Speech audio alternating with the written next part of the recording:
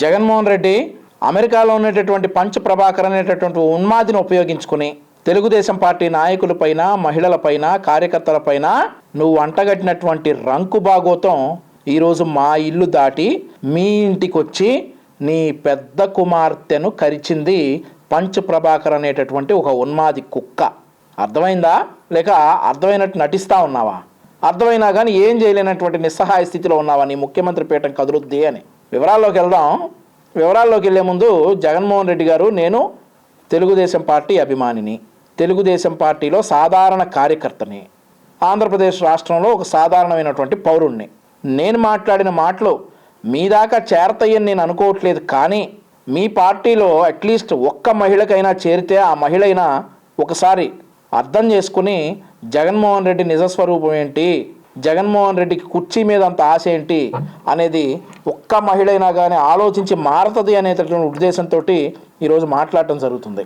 అయితే వివరాల్లోకి వెళ్తే, జగన్మోహన్ రెడ్డి గారు మీ బాబాయిని ఈ హత్య కేసులో తెలుగుదేశం పార్టీకి సంబంధం ఉందని అన్నారు. అప్పట్లో లేదని తేలింది. మీ ఇంట్లోనే ఆ సంబంధం ఉంది అని చెప్పేసి సిబిఐ వాళ్ళు మీ ఇంట్లో ఉన్నటువంటి కీలక వ్యక్తిని ప్రపంచానికి తెలియకుండా అరెస్ట్ చేయడం అయిపోయింది, బెయిల్ మీద వదిలేయటం అయిపోయింది.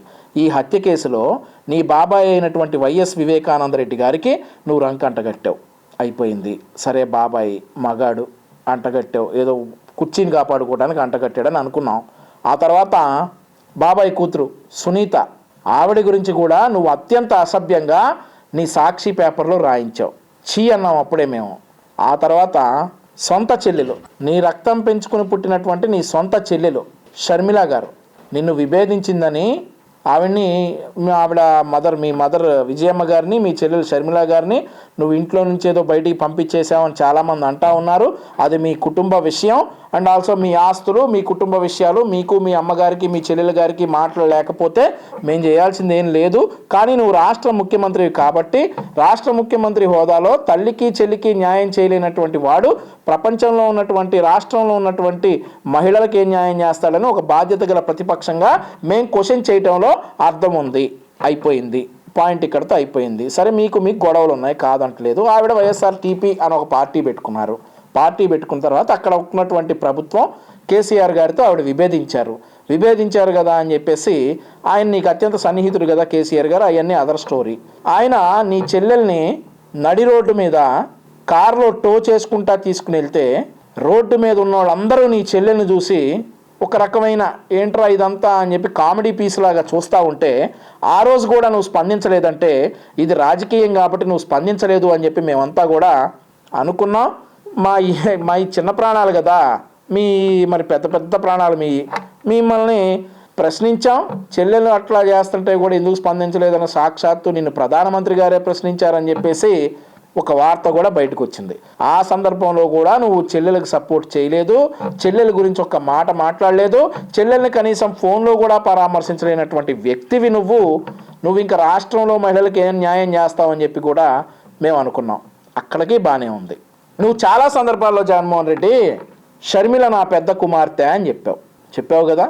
మరి అట్లాంటి షర్మిలని నువ్వు పెంచి పోషించినటువంటి ఒక కుక్క, నువ్వు పెంచి పోషించినటువంటి ఒక మహిళా మహోత్తమురాలు ఒక పాన్ స్టార్తో కంపేర్ చేస్తూ ఉంటే ఇప్పుడు కూడా నువ్వు నోరెత్తట్లేదు. ఇంకా నువ్వు నీ కుర్చీ ఎక్కడ కదిలిపోద్దావు అని చెప్పేసి నీకు సపోర్ట్ చేయాల్సిందే వాళ్ళని చెప్పేసి ఇప్పటికి కూడా నువ్వు నోరెత్తకుండా వాడికే సపోర్ట్ చేస్తూ ఉన్నావంటే రాజకీయం కోసం ఇంత దిగజారాలా జగన్మోహన్ రెడ్డి?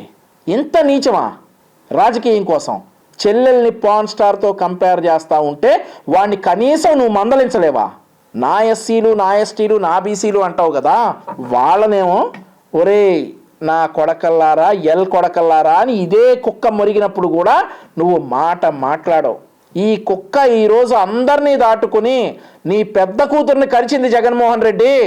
ఈ గజ్జి కుక్క, పంచ ప్రభాకర్ అనేటటువంటి ఒక గజ్జి కుక్క అందరినీ దాటుకొని తెలుగుదేశం పార్టీ కార్యకర్తల్ని, తెలుగుదేశం పార్టీ మహిళా కార్యకర్తల్ని, తెలుగుదేశం పార్టీ నాయకుల్ని, ఇంక్లూడింగ్ తెలుగుదేశం పార్టీ అధినేత కుటుంబాన్ని, అదేవిధంగా జడ్జీల్ని, హైకోర్టు జడ్జీల్ని, సుప్రీంకోర్టు జడ్జీల్ని అందరినీ కరిచినటువంటి నువ్వు పెంచి పోషిస్తున్నటువంటి గజ్జి కుక్క ఈరోజు నీ ఇంట్లో నీ పెద్ద కుమార్తె అని నువ్వు చెప్పుకునేటటువంటి నీ చెల్లెలు షర్మిలాని కూడా కరిసింది. సిగ్గుందా నీకు? ఏమన్నా అంటే మళ్ళీ ఆ కుక్కలు మా మీద వదులుతావు. వదులు. అసలు మేము ఎన్నికలు అయిపోయే వరకు ఈ కుక్క ఆ పంచ ప్రభాకర్ గారి గురించి ఆవిడ శ్రీరెడ్డి గారి గురించి మేము అసలు మాట్లాడదలుచుకోలేదు.